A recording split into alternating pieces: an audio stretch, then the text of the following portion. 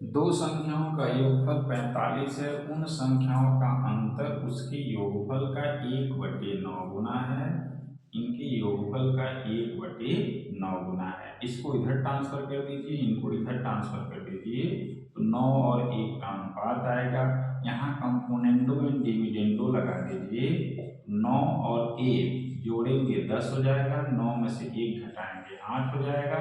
इसको सिंप्लीफाई करेंगे तो 5:4 इन संख्याओं का अनुपात आ गया। संख्या 5 और 4 के अनुपात में है।